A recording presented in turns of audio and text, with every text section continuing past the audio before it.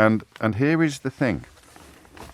Here are two headlines for you that are going to form the basis of our first conversation today. 11 minutes after 10 is the time. Headline number one, Hunt relies on migrant surge to boost economy as tax burden hits new high. All right, this is digging into the weeds of what was announced yesterday.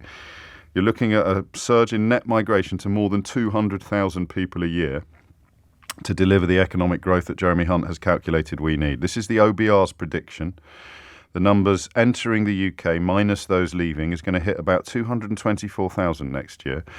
Dramatically higher than the estimate in March because, very simply, you can't have economic growth without immigration, without quite high immigration. It's also significantly higher than the long-term quotes, ambition end quotes of Suella Braverman, who wanted to reduce it to below 100,000, as did Theresa May, one of her predecessors in that job. So that's the first headline. Here's the second one. Hunt targets benefit claimants in search for missing workers. So those are the two pincers, if you like, that are tightening upon the British economy.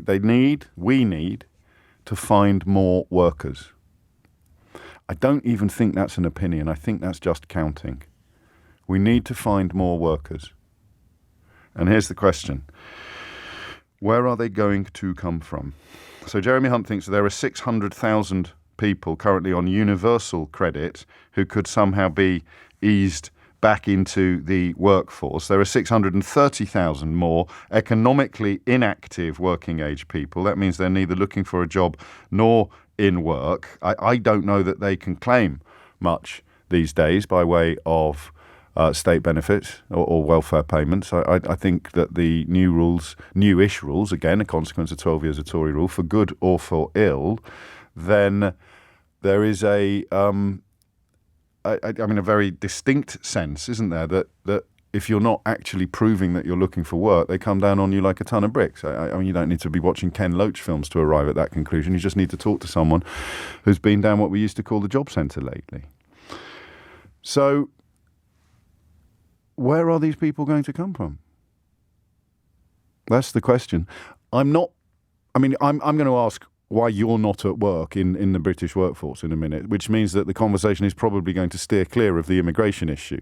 Because if you're currently in India and you are one of the people that we need in the British workforce to bring about anything like the economic growth that Jeremy Hunt is pursuing, the chances are that right now you are not listening to this programme. A sort of an unemployed or loosely employed Indian person who has ambitions to work in the United Kingdom.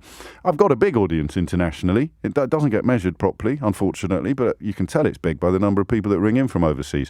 I don't think I have a particularly large following among Indian people in India contemplating a move to the United Kingdom for work. And again, I have to warn you in advance, if you are contemplating that, you'll be called an economic migrant and you'll be treated with contempt by many of the people in the country that you'll be helping to rescue. Just to give you a quick heads up. So, where are these people going to come from? Where are the workers going to come from? 0345 6060 973. Who can answer this question? Two or three people, perhaps? Obviously I need more than two or three people. Two or three types of people. I'm good, but I'm not that good. I can't put together a 3-hour radio show with only two or three people allowed to ring in. Well, John can ring in Dover, Keith in Surbiton, and I'll take a call from Doris in Ongar. No one else is allowed to ring in. No, I'm joking. So where are they going to come from, these people?